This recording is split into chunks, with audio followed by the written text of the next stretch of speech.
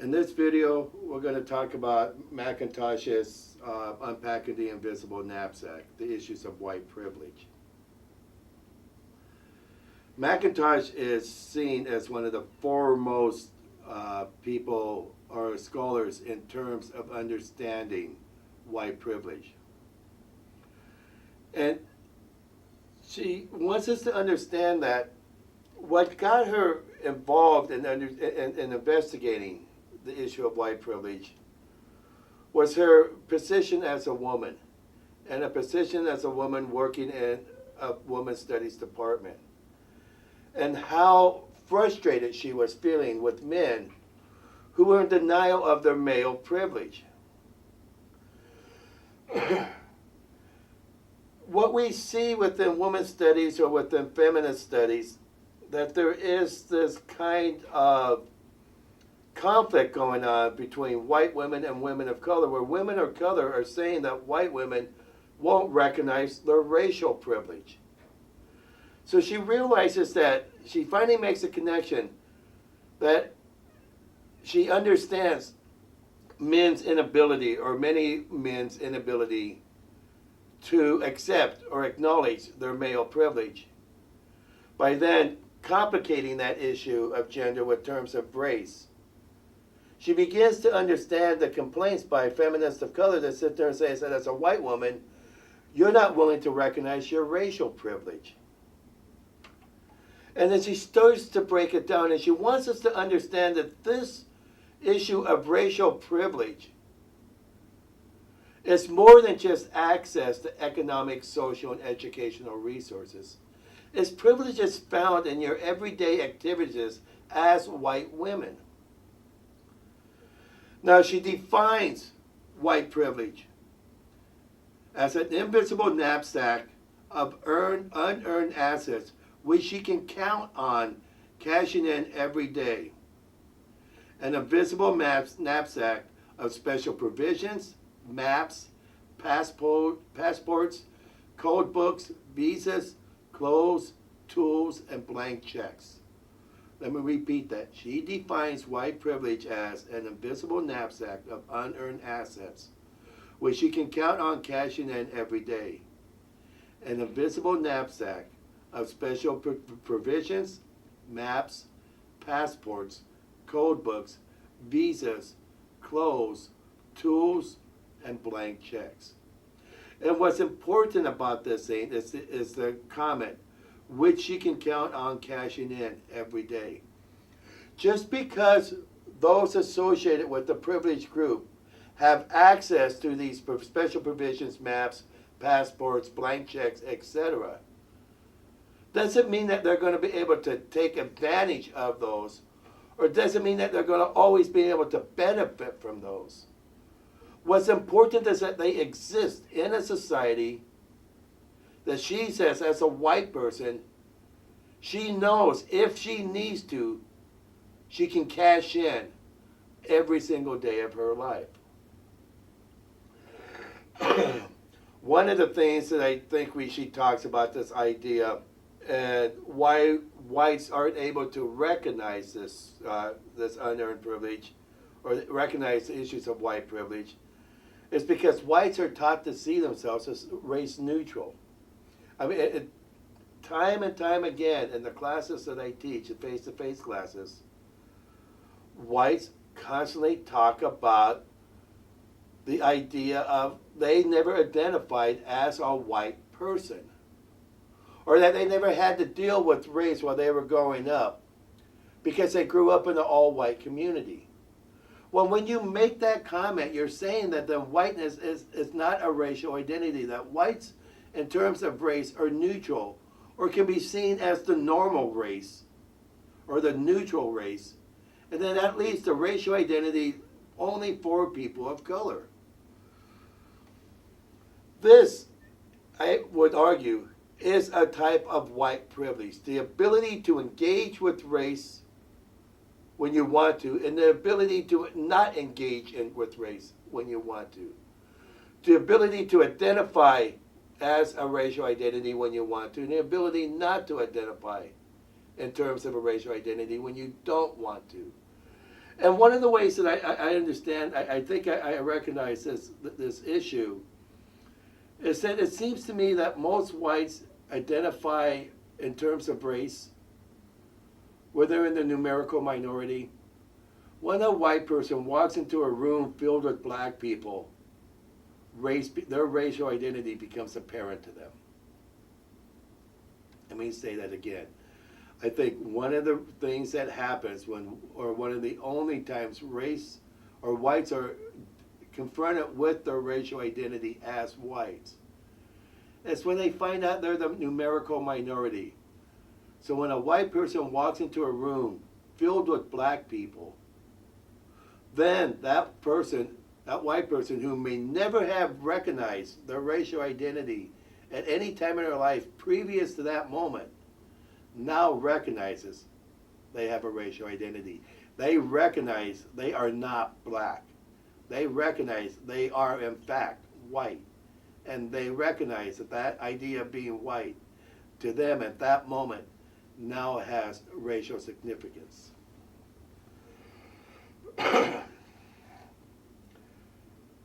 She wants us to understand this interesting thing of earned strength and unearned power. She defines earned strength as the strength that comes from involvement in systems where inequalities are not so dominant that everyone has the ability to gain strength as everyone else.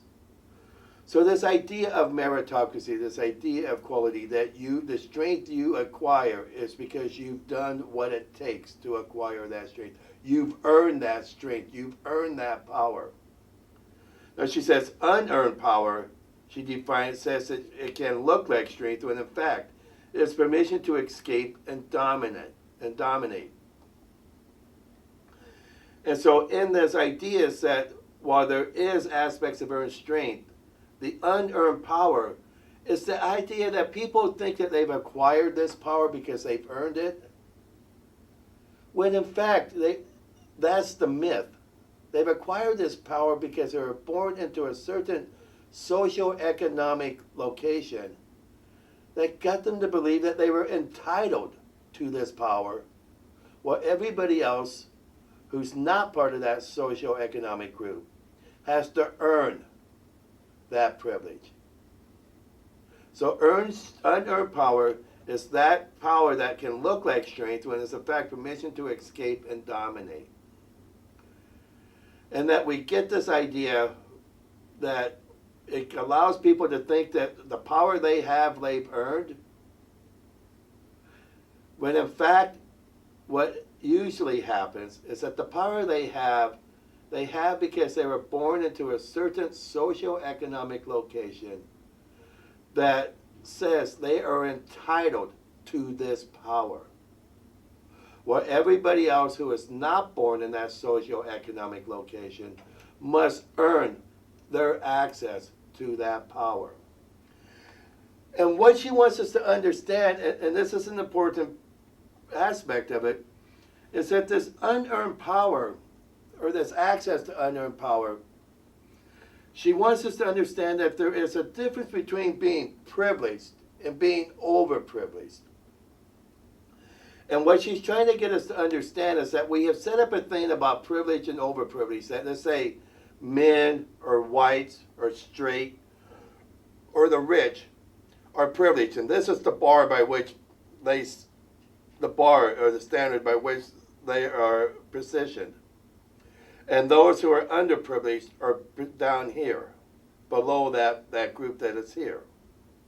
And we set it up in such a framework by which we sit there and say, well, we're going to create equality, so we're going to bring those who are underprivileged up to where we are, those people who are privileged.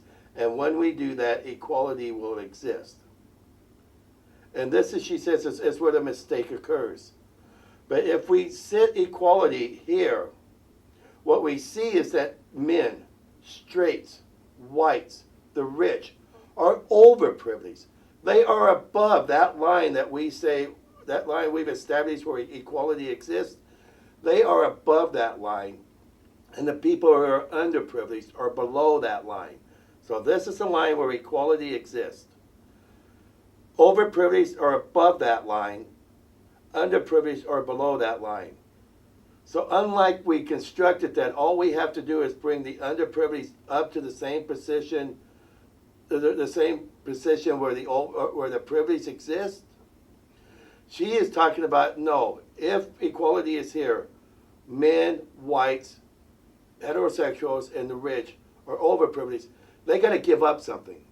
They got to start to give up something to lose, de-infest themselves of some of that privilege in order to be moved over to the underprivileged, so then they can meet in this spot in the middle, the spot we call equality.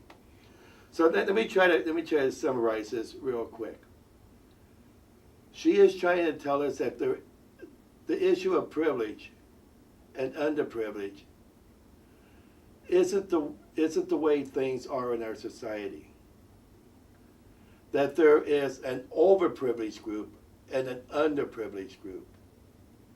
That as long as we keep the framework of privileged and underprivileged, we use the idea that for the underprivileged, all we have to do is create a society where they become and are treated and seen as the privileged group, or have access to power the same way the privileged group does. That keeps us from being able to achieve equality, is what she's arguing, because what we have to do is change the framework by saying there are people who are overprivileged and there are people who are underprivileged. And those who are overprivileged have got to start giving up some of their privileges, reduce, move down that ladder, so the people who are underprivileged can meet them at that spot we call equality. So a way of understanding this thing in terms of, say, in economics in many ways. Studies show that 30% of the global population consumes 70% of the global resources. That means that 30% or 70% of the global population only has access to 30% of the global resources. We have always sat there and said if we bring those people in the third world, the countries that are in poverty, we just do things to get them to be like us so they can live our lifestyle, things will be okay. But there's not enough global resources for that 70% to consume like the first world does. So what the first world has to do is stop consuming more than its fair share. So then the population who doesn't have their fair share of resources can then meet those people who have more than enough of their fair share. So the 30% of the population that's consuming 70% of the world's resources have to, in a sense, find a way to stop consuming 40% of those resources they're already using.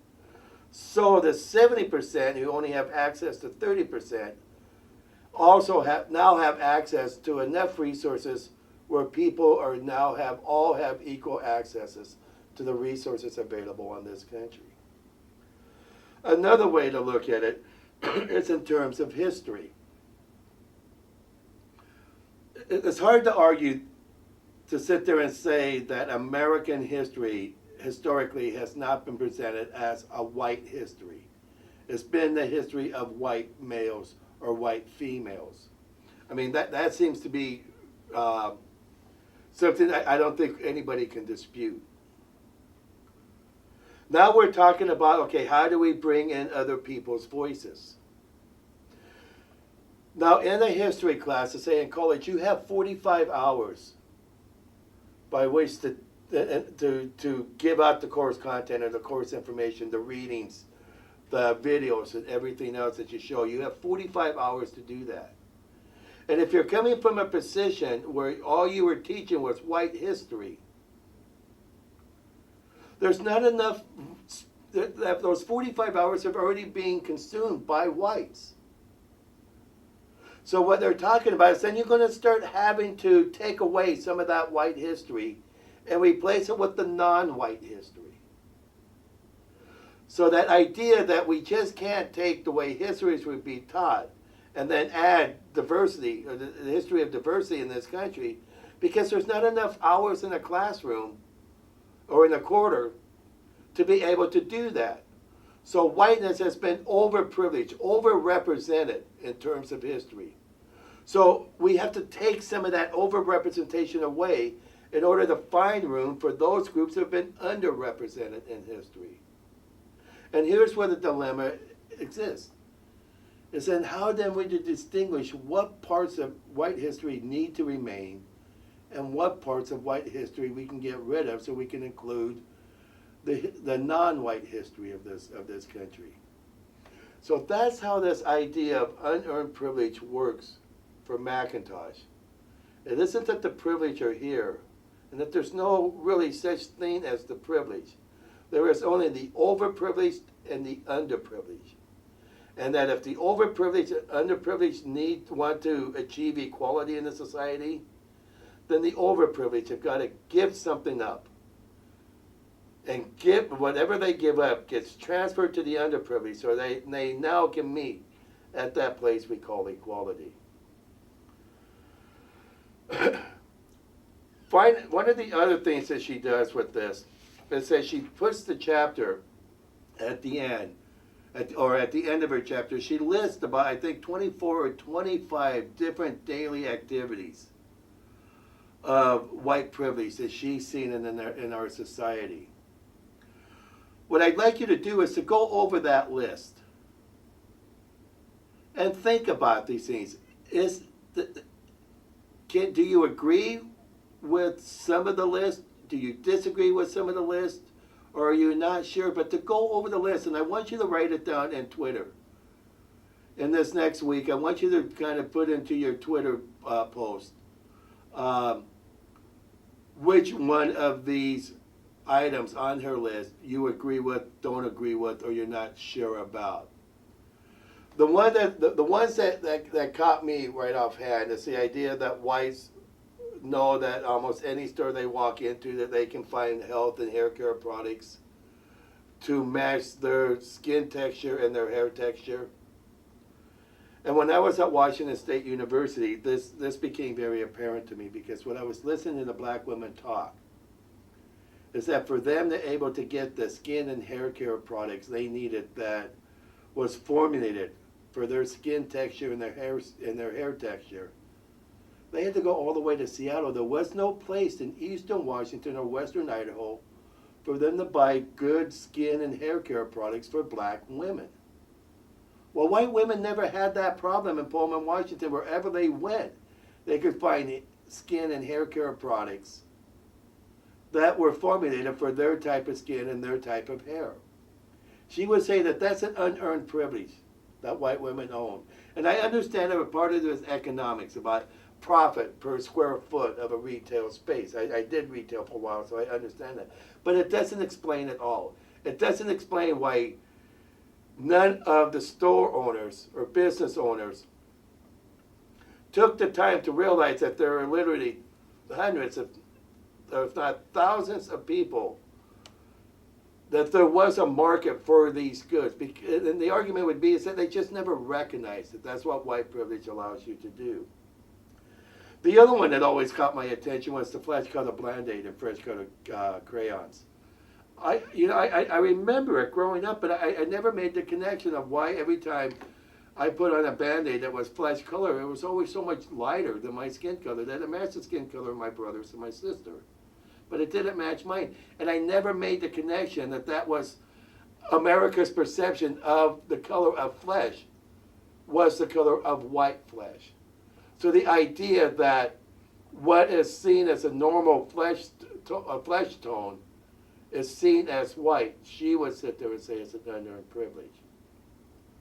So look at this list, kind of go over it, and post it on Twitter, which parts of these lists that you agree with and which parts you don't agree with, and which parts you're not sure about. And let's see if we can begin the discussion as well. I'm going to ask the face-to-face classes to do the same thing.